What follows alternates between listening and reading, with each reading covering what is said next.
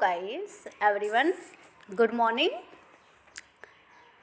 आप सभी का मेरे यूट्यूब चैनल में स्वागत है।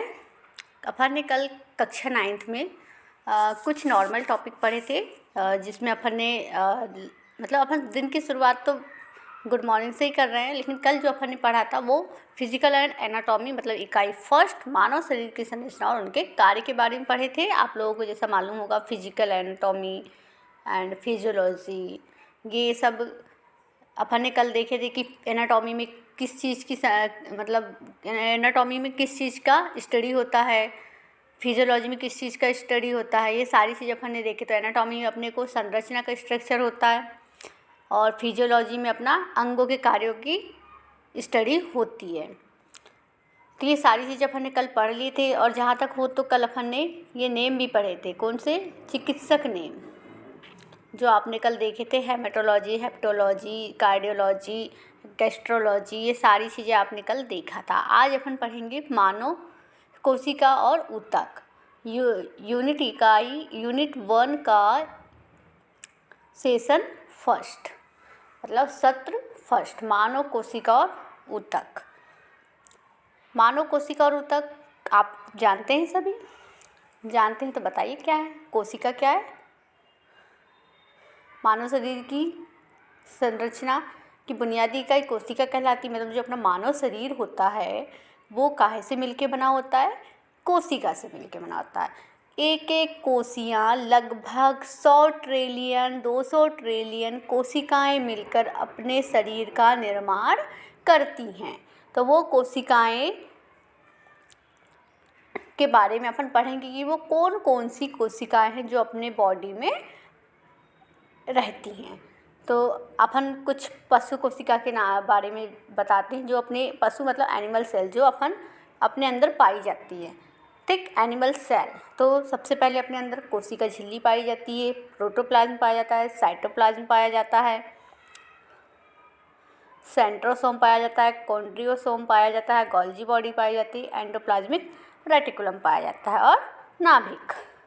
इसके अंदर नाभिक भी होता है ना सेल के अंदर, तो नाभिक भी पाया जाता है। ठीक, तो ये कोशिकाओं में पाया जाता है। ये कोशिका जो होती है, एक ही कोशिका का नाम दिया है, लेकिन इसमें अलग अलग टाइप की कोशिकाएं प्राप्त होती हैं। अलग अलग कोशिकाओं का अलग अलग कार्य है अपने बॉडी के अंदर।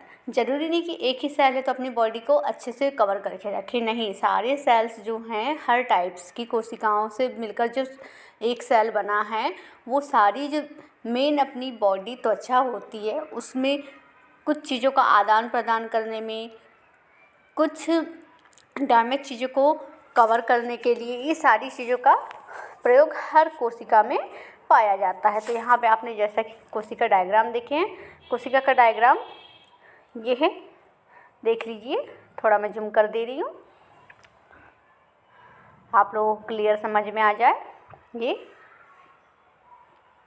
यहाँ पे सब कोशिका जो जितने टाइप से अपनी एक सेल बनी है वो सारी सेल्स के यहाँ पे नाम दिए। क्रोमेटिन से बनी, साइटोप्लास्ट बनी, न्यूक्लियस से बनी, राइबोसोम से बनी, एंडोप्लाज्मिक रेटिकुलम, प्लाज्मा झिल्ली, न्यूक्लियर वैक्यूल्स, माइटोकॉन्ड्रियम, गोल्जी बॉडी और लाइजोसोम, पाचन एंजाइम, साइटोप्लाज्म, सेंट्रियोल्स और न्यूक्लियो एनवेलप्स। मतलब ये सारी चीज़ों से मिलकर अपना एक एनिमल सेल बना हुआ है। ठीक, आपको यहाँ तक आई होप समझ में आया होगा, बहुत अच्छे से समझ में आया होगा। ये अपनी नॉर्मल कोशिका के बारे में थी, तो आपको बहुत अच्छे से समझ में आया होगा। नहीं आया होगा तो एक बार कमेंट्स कीजिए कि आपको क्या चीज़ समझ में नहीं आई, तो हम उसको और एक्सप्लेन कर देंगे। ठीक है, अब आ जाओ अपने ऊतक। देखो, त्वचा जो है नॉर्मल कोशिका से ही मिलके नहीं बनी है, उसमें कुछ टिश्यूज़ ऊतक होते हैं जो अपनी बॉडी में बहुत सारी कोशिकाओं से मिलकर बने होते हैं। उनकी कोई गिनती नहीं होती, अनगिनत टाइप होते हैं, अरबों खरबों में होते हैं। तो सारी कोशिकाओं से मिलकर के अपना एक टिश्यू बनता है। टिश्यू में भी 5 टाइप के टिश्यू पाए जाते हैं। 5 टाइप के टिश्यू कौन कौन से हैं?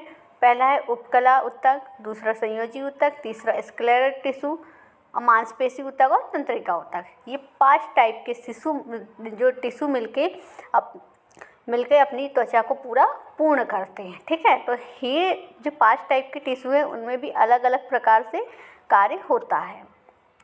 यहाँ पे दिया हुआ है जो कोशिका झिल्ली की एक परत से मिलकर बनी होती है कौन सी टिश्यू, एपिथेलियम टिश्यू। कोशिका झिल्ली की एक परत से मिलकर बनी होती है एपिथेलियम टिश्यू मतलब उपकला टिश्यू। जो संयोजी ऊतक है, संयोजी ऊतक कैसे बना है, बुनियादी पदार्थ में फाइबर से मिलकर बना है, मतलब कि जो सेल्स होते हैं उसमें फाइबर्स होता है उससे मिलकर के बना होता है कौन सा, संयोजी, जिसको कनेक्टिव टिश्यू भी बोला जाता है। मतलब बहुत सारी सेलों का कनेक्शन से मिल बना हुआ जो टिश्यू होता है उसे संयोजी टिश्यू कहा जाता है। अब स्क्लेरल टिश्यू हड्डी और उपास्थि से मिलके बना होता है, मतलब अपने बॉडी ऐसी नहीं बनी है, अपने यहाँ जो टिश्यूज़ हैं एक तो कनेक्शन से बना है, मतलब बहुत सारे सेल्स से मिलकर बना है। अब स्क्लेरल टिश्यू जो काय से मिलकर बना है, हड्डी और उपास्थि, हड्डी मतलब अपनी बोन, उपास्थि मतलब कार्टिलेज, दोनों से मिलकर बना होता है। इसमें भी सेल्स होती हैं, सेल्स के बाद ही टिश्यू उत्पन्न होता है, उसमें हड्डियाँ का जोड़ होता है। इसे स्क्लेरस टिश्यू या हड्डी उपास्थि टिश्यू भी नाम से जाना जाता है। इसमें 206 हड्डियाँ शामिल होती हैं, ठीक, 206 हड्डियाँ। अब आप देख लो अपने शरीर में कितनी 206 हड्डियाँ कहाँ कहाँ पाई जाती हैं, तो सोच लो कि अपने शरीर में कितनी सारी सेल्स, कितने सारे टिश्यूज़ हैं जो अपने बॉडी को कवर अप करके हैं। अब आ जाओ मांसपेशी ऊतक। अपने शरीर में मांस है, मसल्स, जिसको मस्कुलर टिश्यू भी बोला जाता है। तो मसल्स काहे से मिलके बनी होती हैं, बहुत सारे सेल्स से मिलके बनी होती हैं। मांसपेशी संकुचन ऊतक, जिसके संकुचन से शरीर में विभिन्न गतिविधियाँ होती हैं, जैसे विभिन्न जोड़ों की हरकतें, क्रमानुकंचन गतिविधियाँ, गर्भाशय संकुचन की गतिविधि और हृदय पंपिंग। मतलब कि हार्ट जो है वो मसल्स से ही बना हुआ है, हार्ट पंप कर रहा है मसल्स से ही कर रहा है। इसमें क्या हड्डी है, कार्टिलेज है, नहीं है ना, ठीक। तो इसी प्रकार से अपने शरीर में मसल्स में जो है वो बहुत सारे जोड़ों के लिए एक्टिविटी भी करते रहता है, गतिविधियाँ होती है। गर्भाशय जो होता है, गर्भाशय भी मसल्स से ही बना होता है, हड्डियों से बिल्कुल नहीं बना होता है, ठीक। मांसपेशियाँ 3 प्रकार की होती हैं, यहाँ 3 प्रकार की मांसपेशी बनी। पहले कंकाल की मांसपेशी, मतलब तुम्हारे हड्डी वाली मांसपेशियाँ। हृदय की मांसपेशी जो तुम्हारे हार्ट में प्योर मसल्स है। चिकनी मांसपेशियाँ जो अनैच्छिक होती, मतलब अपने पे नियंत्रित नहीं होती, वो अपने अनुसार ही काम करती हैं, ठीक। आपको इतना समझ में आ गया। अब नर्वस टिश्यू पे आ जाओ। नर्वस टिश्यू तंत्रिका ऊतक, न्यूरॉन्स और संयोजिक ऊतक से मिलकर बना होता है। अब नर्वस से नाम याद रखो, तंत्रिका ऊतक मतलब कि ये बहुत सारी सेल से तो मिलकर बना है। कौन सा टिश्यू, नर्वस टिश्यू। इसमें न्यूरॉन्स और संयोजी ऊतक दोनों से मिलकर बना होता है, मतलब जो अपन क्रमबद्ध पढ़ रहे हैं ना ऊतक, तो उससे मिलकर के तंत्रिका ऊतक बना है, मतलब नर्वस टिश्यू बना है। इसमें संयोजी ऊतक भी ऐड है, क्लियर। ये सारी चीज़ों से मिलकर तंत्रिका तंतु बनता है जो डेंड्राइट्स और कोशिका शरीर तक ले जाते हैं। एक्सॉन जो आवेग की कोशिका पेड़ से दूर ले जाते हैं, मतलब कि ये एक मस्तिष्क का एक हड्डी के आवरण में स्थित होता है। कौन, नर्वस टिश्यू। अपना नर्वस टिश्यू से याद करो ब्रेन। ब्रेन जो होता है संयोजी ऊतक और न्यूरॉन से मिलकर बना होता है, ठीक। तो इसको नर्वस टिश्यू कहा गया है। और ब्रेन में चारों ओर हड्डियाँ होती हैं।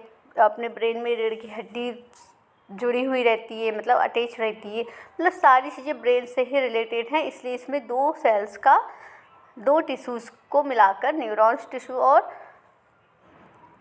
संयोजी ऊतक से मिलकर के बना होता है नर्वस टिश्यू, क्लियर। तो ये अपने क्या थे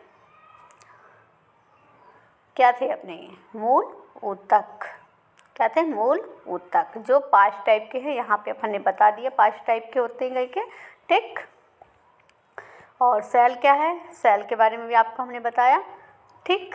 सेल होती क्या है, ठीक। सेल में कौन कौन सी एनिमल सेल पाई जाती हैं, ये तक अपन ने बताया। जो सारी एनिमल सेल से मिलकर बना होता है वो बड़ा सेल, उसके बाद फिर ये अरबों खरबों में जा कर के टिश्यू में कन्वर्ट हो जाता है। हो जाता है क्या, नहीं होता, हो जाता है। फिर टिश्यू में अपन ने क्या पढ़े थे, 5 टाइप के टिश्यू जो इस टाइप से हैं, ठीक। तो आपको आई होप मेरा वीडियो समझ में आया होगा, क्लियर आया होगा। तो मेरे चैनल को सब्सक्राइब कीजिए, ठीक, एंड बेल आइकन को प्रेस करना ना भूलें।